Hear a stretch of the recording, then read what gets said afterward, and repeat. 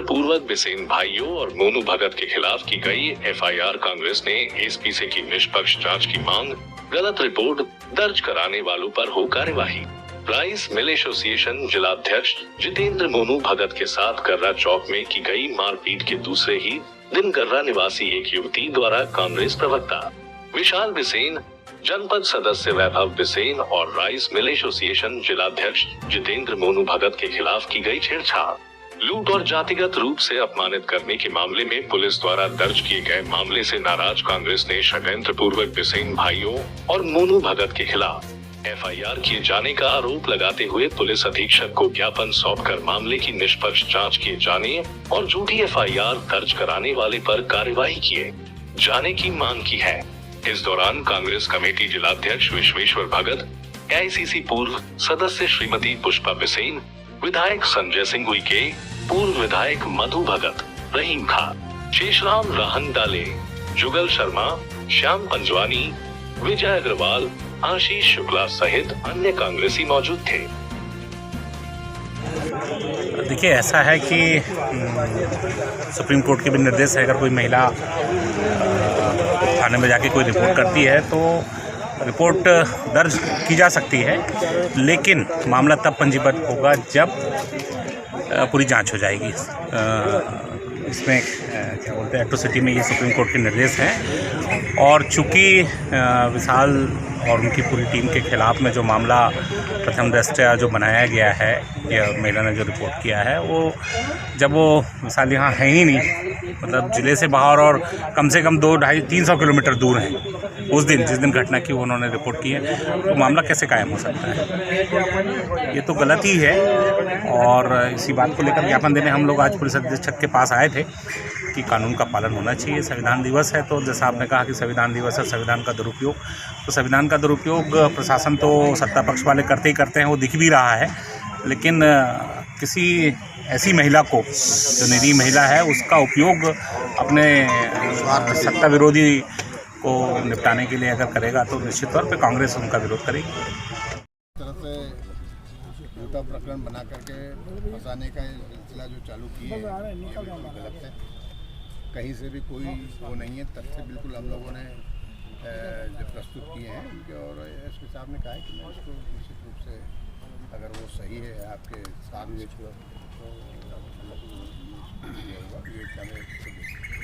यदि त्वरित इसका निराकरण नहीं होता तो कांग्रेस पार्टी की ओर से किस प्रकार कदम उठाए जाएंगे? अरे बात की बात है, अभी तो उन्हें भी आश्वस्त कर दी, हमने जो उनको दिए है उसको देख लेंगे, हो जाएगा। ज्ञापन तक ये सीमित रह जाएगा या कोई धरना आंदोलन जैसी कोई ऐसी प्रवृत्ति न बने, इसलिए प्रशासन को चेतावनी भी हमने दी है कि ऐसे झूठे केस लोगों पे लादने की ये जो है सिलसिला न चले, इसलिए इसको यहीं रोको। क्योंकि एक प्रकरण कटंगी में हुआ था इसी तरह का, आदमी उसको वापस लिए खुद।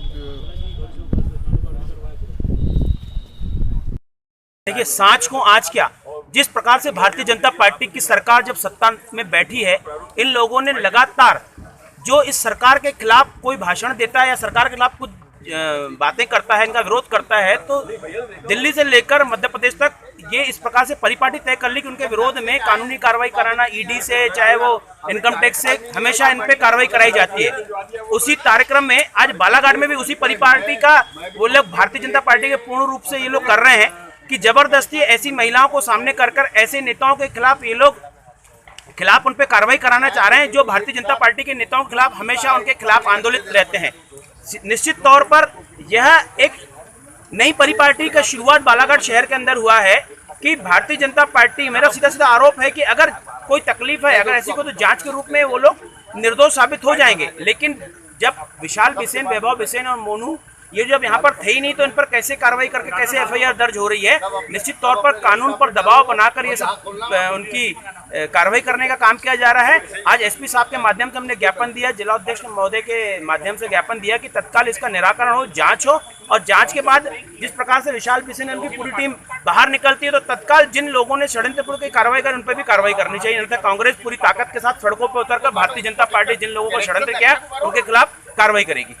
जो विगत 2 दिन पहले जो वाराणसी में थाने में FIR दर्ज हुई है, जो हमारे जिला कांग्रेस कमेटी के प्रवक्ता विशाल बिसेन जी, उनके भाई जनपद सदस्य वैभव बिसेन और हमारे राइस मिल एसोसिएशन के अध्यक्ष मोनू भगत, ये सरासर प्रकरण झूठा है। अगर जिसको चोट लगी हुई है वो आदमी किसी घर में लड़ाई झगड़ा क्या कर सकता है। और सबसे पहली बात तो जो महिला ने जो बयान दिए, आपने जो वायरल वीडियो अगर उसमें देखोगे तो उस अगर वीडियो को आपको सुन लोगे तो उसमें अगर सच्चाई से कहीं से लगती नहीं। इसी फर्जी FIR के विरोध में आज हम जिला कांग्रेस कमेटी के अध्यक्ष, हमारे सम्मानीय विधायक संजय उके जी, हमारे सम्मानीय विधायक मधु भगत जी,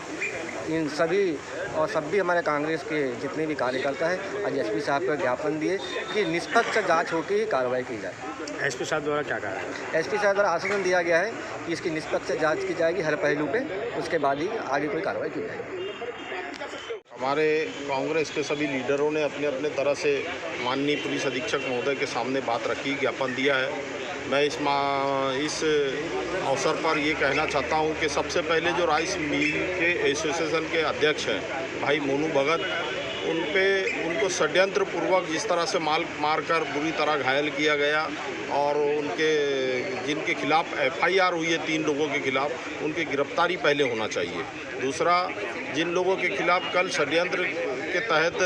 गिरफ्तारी की मांग और FIR दर्ज की गई है, उनकी जांच निष्पक्ष रूप से इसलिए होना चाहिए कि वो लोग तो शहर में थे नहीं, कुछ लोग शहर में थे नहीं, और जिस महिला ने इस बात का आवाज़ उठाई, जिसने FIR दर्ज कराई है, वो महिला के पड़ोस के लोग तक ये कहने को तैयार हैं कि वो हमारे यहाँ इस तरह की कोई घटना ही नहीं हुई। और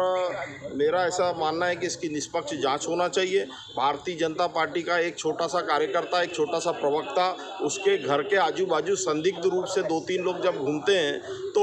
उन पर इतनी बड़ी कार्रवाई होती है। पूरे ज़िले के व्यापारी मैदान में आ जाते हैं, मंत्री मैदान में आ जाते हैं और भारतीय जनता पार्टी के एक नेता मैदान में आकर उनके विरोध में प्रदर्शन करते हैं और लगातार 2-4 दिनों तक प्रदर्शन करते हैं और उसमें CSP तक का स्थानांतरण होता है और कुछ पुलिस वालों को खिलाफ भी कार्रवाई होती है और उनके आरोपियों को तत्काल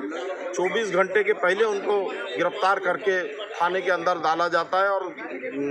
उनके ऊपर कार्रवाई की जाती है। मेरा ऐसा मानना है कि फर्जी FIR के तहत जो घटना को अंजाम देने का काम कर रहे हैं उसकी निष्पक्ष जांच होना चाहिए और तत्काल इन लोगों के खिलाफ उल्टी कार्रवाई होना चाहिए जो लोग फर्जी FIR करके